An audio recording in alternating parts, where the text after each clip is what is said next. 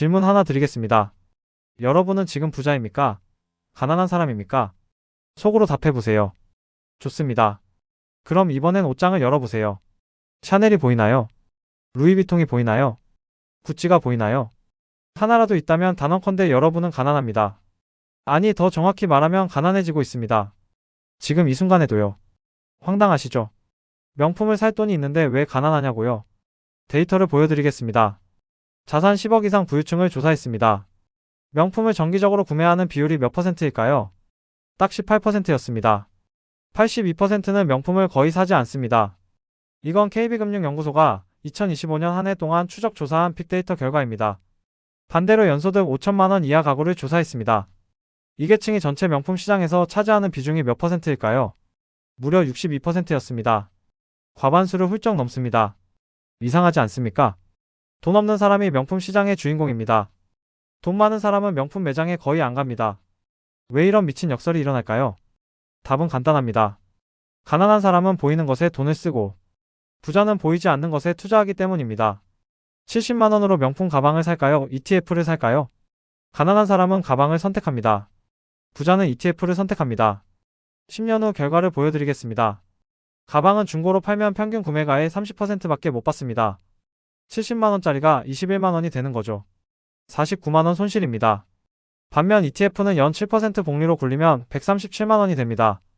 67만 원 이득이죠. 차이가 116만 원입니다.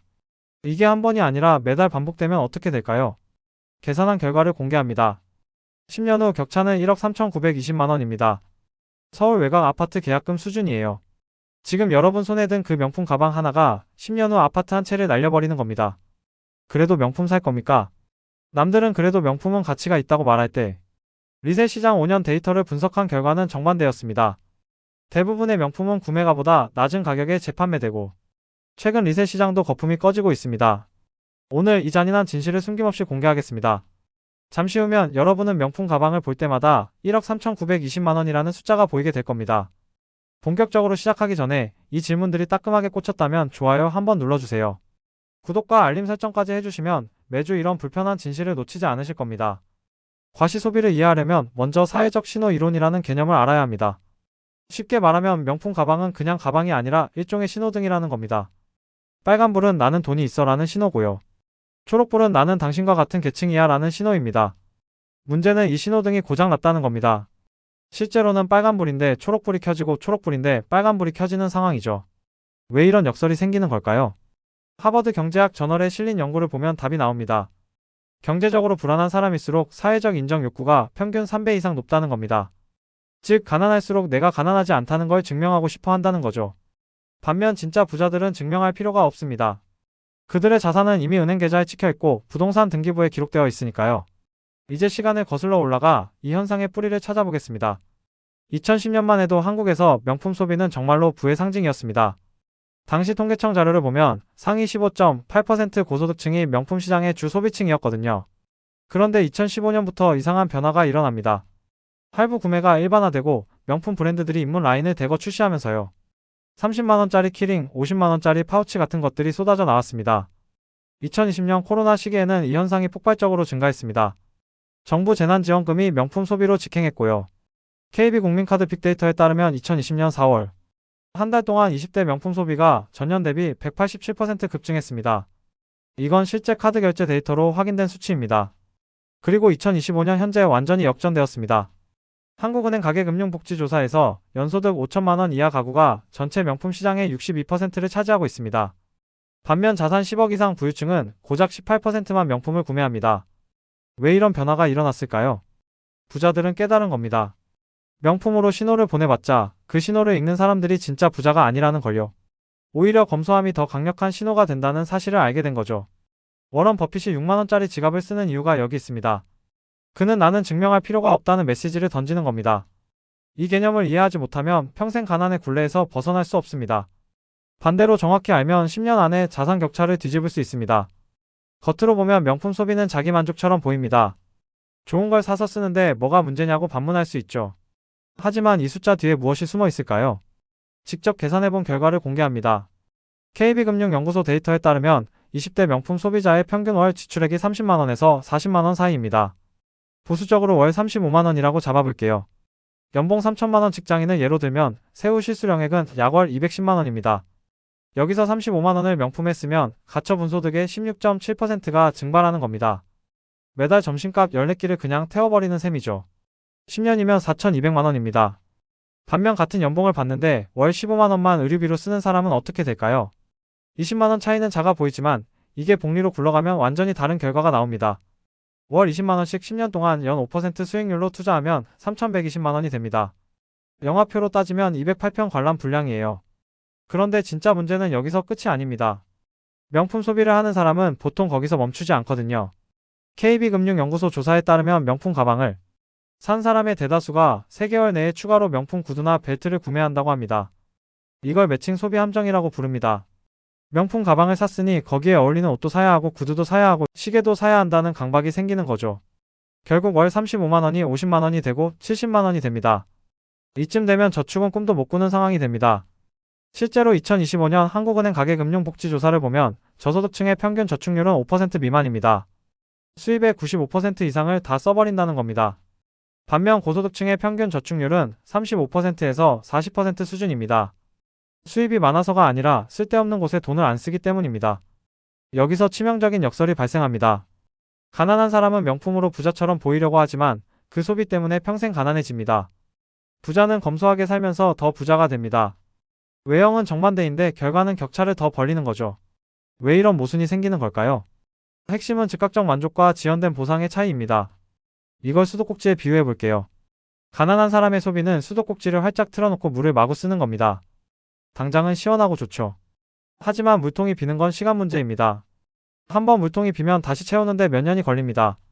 부자의 소비는 수도꼭지를 살짝만 열어서 필요한 만큼만 쓰는 겁니다.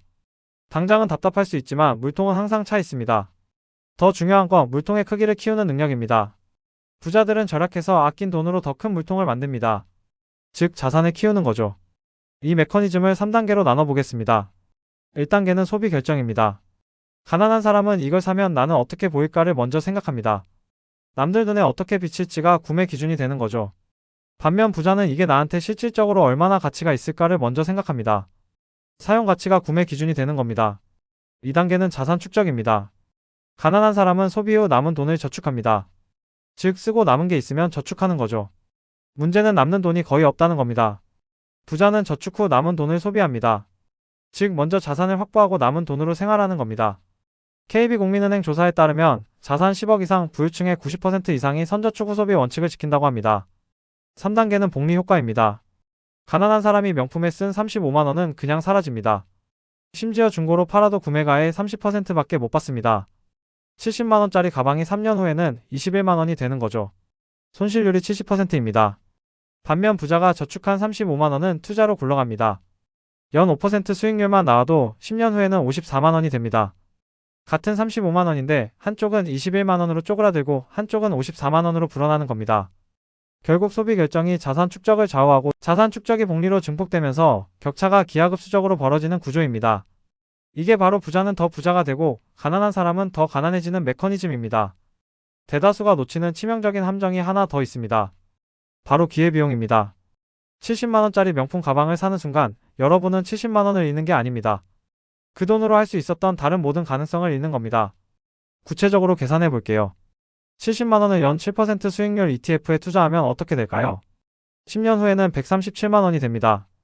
20년 후에는 271만 원이 됩니다. 30년 후, 즉 은퇴할 때쯤이면 533만 원이 됩니다. 하지만 명품 가방을 선택한 순간 이 533만 원은 영원히 사라집니다. 더 무서운 건 이게 한 번으로 끝나지 않는다는 겁니다. 삼성증권 빅데이터에 따르면 명품을 정기적으로 구매하는 사람의 평균 연간 지출액은 500만 원에서 600만 원 사이입니다. 월 45만 원 정도 쓰는 셈이죠. 이 돈을 30년 동안 연 7%로 굴리면 얼마가 될까요? 대략 6억 5천만 원입니다. 서울 외곽 소형 아파트 한 채 값입니다. 즉 명품 소비를 하는 사람은 30년 후 아파트 한 채를 포기하는 겁니다. 이 부분을 모르면 평생 월세로 살게 됩니다. KB부동산 조사에 따르면 40대 무주택자 중 상당수가 20대와 30대 시절 과소비가 원인이었다고 답했습니다. 당시에는 한 달에 45만 원이 작아 보였겠지만 30년이 지나고 보니 6억 5천만 원이었던 거죠. 또 하나 놓치는 게 있습니다. 바로 사회적 비용입니다. 명품을 들고 다니면 그에 맞는 식당에 가야 하고 그에 맞는 카페에 가야 하고 그에 맞는 차를 타야 한다는 압박이 생깁니다. 롯데멤버스 빅데이터를 보면 명품 소비자의 평균 외식비가 일반 소비자보다 2배 이상 높습니다. 월 55만원 대 월 25만원입니다. 이 차이가 한 달이면 30만원, 1년이면 360만원, 10년이면 3,600만원입니다. 바로 이 부분 때문에 90%가 실패합니다. 명품 하나를 사는 순간 그에 따라붙는 라이프스타일 비용까지 떠안게 되는 거죠. 이건 마치 지뢰밭을 걷는 것과 같습니다. 한번 발을 디디면 연쇄적으로 터지는 거죠. 여기서 이런 질문이 생기실 겁니다. 그래도 명품은 투자 가치가 있지 않냐고요. 에르메스 버킨백은 가격이 계속 오르잖아요. 맞습니다. 특정 한정판 명품은 실제로 가치가 상승합니다. 하지만 여기에 치명적인 함정이 있습니다. 최근 5년간 명품 리셀 시장 데이터를 분석한 결과를 공개합니다. 대부분의 명품은 구매가보다 낮은 가격에 재판매되고 있습니다. 심지어 롤렉스 시계나 샤넬 가방 같은 고가 명품도 최근 리셀가가 크게 떨어지면서 시장이 거품이 꺼지고 있습니다. 더 충격적인 건 가격이 오른다 해도 실제로 이익을 보는 사람은 극소수라는 겁니다. 왜냐하면 리셀 수수료, 보관 비용, 관리 비용을 빼면 마이너스가 나오거든요. 결국 명품 투자로 돈 버는 사람은 전체의 1% 미만입니다. 나머지 99%는 그냥 소비인 거죠. 또 다른 반론이 있을 수 있습니다. 그래도 명품은 오래 쓸 수 있으니 결국은 이득 아니냐고요. 이것도 데이터로 반박하겠습니다. 한국소비자원 조사에 따르면 명품의 평균 사용 기간은 3년 내외입니다. 생각보다 훨씬 짧죠. 유행이 바뀌면 안 들게 되고 새로운 디자인이 나오면 또 사게 되니까요. 70만원짜리 가방을 3년 쓰면 하루에 637원입니다. 반면 7만원짜리 가방을 3년 쓰면 하루에 64원입니다. 10배 차이가 나는 겁니다. 물론 이렇게 생각하실 수 있습니다. 그래도 명품은 품질이 좋지 않냐고요. 맞습니다. 품질은 좋습니다. 하지만 여기서 중요한 건 한계 효용입니다. 7만원짜리 가방도 3년은 거뜬히 쓸 수 있거든요. 70만원을 내고 품질을 높여봤자 사용기간은 똑같이 3년입니다. 이게 바로 체감되지 않는 품질 프리미엄의 함정입니다. 아무리 품질이 좋아도 그걸 체감할 수 없으면 의미가 없는 거죠. 이건 개인의 노력으로 극복 불가능한 시스템적 문제입니다. 명품 브랜드들은 매년 가격을 5%에서 10%씩 올립니다. 인플레이션보다 훨씬 빠른 속도죠. 한국은행 데이터를 보면 최근 10년간 명품 가격 상승률은 연평균 8% 이상입니다. 반면 같은 기간 물가 상승률은 2% 미만이었습니다. 4배 이상 차이가 나는 겁니다. 즉 명품을 계속 사려면 수입도 매년 8%씩 늘어야 하는데 현실적으로 불가능하죠. 결국 빚을 내거나 저축을 포기하거나 둘 중 하나입니다. 신용카드 연체율 통계를 보면 20대와 30대의 연체율이 40대와 50대보다 높습니다. 그 주된 원인 중 하나가 과시소비입니다. 아무리 잘해도 이 벽은 넘을 수 없습니다. 하지만 그 안에서 최선의 선택은 가능합니다. 지금부터 그 방법을 알려드리겠습니다. 자, 그럼 우리는 구체적으로 무엇을 해야 할까요? 지금부터 말씀드리는 3단계 전략은 실제로 자산가들을 인터뷰하고 데이터를 분석하며 검증한 방법입니다. 먼저 말씀드리지만 이것은 투자 권유가 아니며 참고용 정보입니다. 개인별 재무 상황이 다르므로 전문가와 상담하시길 권장합니다. 1단계 즉시 실행 항목. 오늘 저녁 지금 바로 할 수 있는 것들입니다. 첫째, 지난 3개월 카드 명세서를 꺼내세요. 그리고 의류, 잡화, 액세서리 항목을 형광펜으로 표시하세요. 총액을 계산해보면 놀라실 겁니다. KB금융 빅데이터에 따르면 20대 직장인들의 평균이 월 30만원에서 40만원 사이였거든요. 연봉 3천만원인 사람이 연간 최소 360만원을 옷과 가방에 쓰고 있었던 겁니다. 연봉의 12%입니다. 둘째, 1일 한 명품 금지 원칙을 세우세요. 하루에 명품을 하나씩 구경하다 보면 결국 사게 됩니다. 뇌과학적으로 증명된 사실입니다. 소비자 심리 연구에 따르면 명품을 반복 노출되면 구매 확률이 크게 증가한다고 합니다. 그러니 백화점 명품관, 명품 쇼핑몰 앱은 당장 삭제하세요. 마치 냉장고에서 야식을 치우는 것과 같습니다. 눈에 보이지 않으면 먹지 않게 되는 거죠. 셋째, 월 의류비 상한선을 정하세요. 연봉의 5% 이내로 제한하는 겁니다. 연봉 3천만원이면 월 12만 5천원이 적정선입니다. 이게 왜 중요하냐면 나머지를 저축과 투자로 돌릴 수 있기 때문입니다. 월 25만원만 줄여도 10년 동안 연 7%로 굴리면 4,300만원이 됩니다. 대학 등록금으로 따지면 10학기치 분량이에요. 왜 이것부터 해야 하냐고요? 습관은 3일 안에 깨지거든요. 지금 당장 실행하지 않으면 내일도 모레도 똑같이 소비하게 됩니다. 2단계 단기 전략. 한 달 안에 이것만큼은 완성하세요. 첫째, 보이지 않는 부를 축적하는 시스템을 만드세요. 급여가 들어오면 자동으로 30%가 저축계좌로 이체되게 설정하는 겁니다. KB국민은행 자동이체 서비스를 활용하면 됩니다. 연봉 3천만원이면 월 63만원이 자동으로 빠져나갑니다. 이게 10년이면 7,560만 원입니다. 둘째, 품질대 가격 매트릭스를 만드세요. 옷을 살 때 품질을 10점 만점으로 가격을 5단계로 나누는 겁니다. 품질 8점 이상, 가격 2단계 이하 제품만 구매하는 원칙을 세우세요. 예를 들어 유니클로 캐시미어 스웨터는 품질 7점에 가격 1단계입니다. 명품 니트는 품질 9점에 가격 5단계죠. 품질 차이는 2점인데 가격 차이는 20배입니다. 이 원칙대로 하면 같은 품질 수준을 훨씬 저렴한 가격에 확보할 수 있습니다. 셋째, 소셜미디어 디톡스를 실천하세요. 인스타그램, 페이스북에서 명품 브랜드 계정을 모두 언팔로우 하세요. 연구에 따르면 SNS에서 명품 게시물을 하루 3회 이상 보면 구매 욕구가 2배 이상 증가한다고 합니다. 이 자극을 차단하면 한 달 만에 소비 욕구가 절반으로 줄어듭니다. 각 전략의 장점은 명확합니다. 자동이체는 의지력이 필요 없고 품질 매트릭스는 합리적 선택을 돕고 SNS 디톡스는 자극 자체를 제거합니다. 체감 가능한 효과도 빠릅니다. 한 달만 실천하면 통장 잔고가 눈에 띄게 늘어나는 걸 확인할 수 있습니다. 월 60만원씩 저축하면 한 달에 헬스장 회비 정도가 쌓이는 거죠. 주의사항은 이겁니다. 처음 한 달은 박탈감이 올 수 있습니다. 이때 작은 보상 시스템을 만드세요. 목표를 달성하면 저축액의 10%를 자유롭게 쓰는 겁니다. 월 60만원 저축했으면 6만원은 마음껏 쓰는 거죠. 이게 지속 가능성을 높입니다. 3단계 장기 원칙. 마지막으로 1년 이상 지켜야 할 장기 원칙에 대해 말씀드리겠습니다. 첫째, 보이는 소비에서 보이지 않는 자산으로 초점을 전환하세요. 명품 가방 대신 S&P 500 ETF를 사세요. 70만원으로 명품 가방을 사면 3년 후 21만원이 됩니다. 하지만 같은 돈으로 ETF를 사면 3년 후 81만원이 됩니다. 차이가 60만원입니다. 과거 수익률은 미래 수익을 보장하지 않으며 개인별 세금 상황이 다르므로 전문가와 상담하시길 권장합니다. 둘째, 사회적 신호를 재정의 하세요. 진짜 부자들은 명품이 아니라 시간으로 신호를 보냅니다. 평일 오후 3시에 카페에서 여유롭게 책을 읽는 모습이 더 강력한 부의 신호거든요.